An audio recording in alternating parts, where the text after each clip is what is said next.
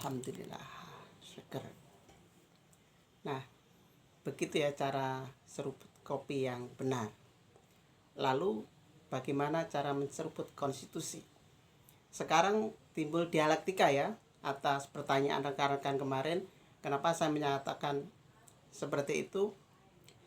Sekarang muncul perdebatan publik berkaitan dengan pasal 18 pasca amandemen kedua konstitusi. Di sana ada 7 ayat, kemudian pasal 22E pasca amandemen ketiga konstitusi, di sana ada 6 ayat. Nah, sekarang kan menjadi diskursus publik yang luar biasa kan, yang kalau kita cermati sekarang ini. Lalu pertanyaan sekarang muncul istilah pemilu serentak atau tidak. Sebelum jauh nanti kita membedah konstitusi apa yang aku sebut tadi, maka istilah pemilu serentak itu sendiri jangan salah menafsirkan ya rekan-rekan. Jadi pasca putusan MK nomor 14 tahun 2013, setelah diumumkan Januari 2014 untuk serentak 2019, artinya apa? Pilpres dan Pileg itu digabung, itu arti serentak. Nah, sekarang muncul diskursus publik berkaitan dengan ketika rumpun Pileg DPRD dipindah ke domain lokal atau kontestasi bersamaan dengan kepala daerah. Lalu apakah dianggap tidak serentak ataukah dianggap melanggar konstitusi? Nah, pertanyaan yang muncul kan seperti itu. Kalau kita lihat bahwa Prof. Yusril dalam arti pemerintah perwakilan ya, representatif, sudah memberikan pernyataan, tapi menurut pandanganku masih secara umum. Kalau parpol dari pemerintah Nasdem sudah jelas-jelas menolak, lalu yang menjadi perdebatan yang harus kita dudukkan bareng itu seperti apa? Seperti pertanyaan rekan-rekan kemarin, begini.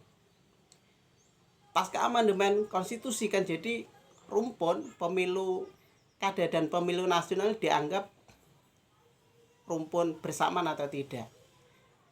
Kalau logikanya yang dianggap bahwa ketika DPRD ini dianggap tidak serentak dengan DPR pusat dan melanggar konstitusi, lalu aku bertanya balik pada rekan-rekan dan para pihak yang menolak, terkhusus dari pasal 18 ayat 4. Di sana sistem pemilu kada berkaitan dengan pemilu kada calon daerah itu sendiri.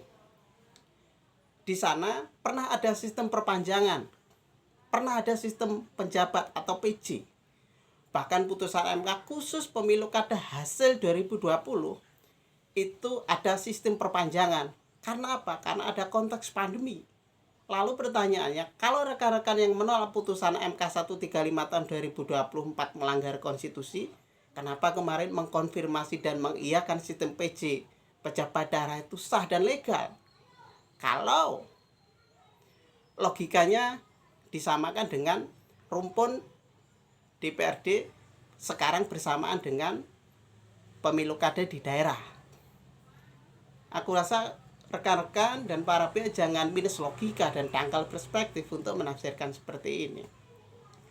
Lalu pertanyaan lagi adalah, apakah pasal 22 khusus ayat 1 dan 2 yang sekarang menjadi perdebatan khusus ayat 2 tersebut, ingat bahwa ada atribusi 22 ayat 6 ya, harus diatur lebih teknis melalui apa atribusinya? Undang-undang apa? Undang-undang Pemilu 7 tahun 2017 itu sendiri.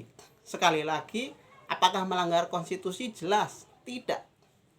Lalu ada para pihak menyatakan, loh itu kan Mahkamah Konstitusi sudah memberikan putusan bahwa pemilu kada itu bagian rumpun dari pemilu nasional, menggunakan analogi putusan MK 95 tahun 2022 ya, kalau aku cermati. Itu salah arah. Putusan tersebut itu menolak. Amar putusannya menolak, bukan mengabulkan. Logikanya simpel. Seluruh amar putusan Mahkamah Konstitusi sebelum 22 Juni, tepatnya 26 Juni 2025 berkaitan putusan MK tersebut, maka seluruh putusan Mahkamah Konstitusi sebelumnya itu adalah dianggap tidak ada. Yang berlaku adalah putusan MK 135 tahun 2024. Logikanya sederhana. Leg posterior, artinya aturan yang baru mengesampingkan dan meniadakan aturan yang lama.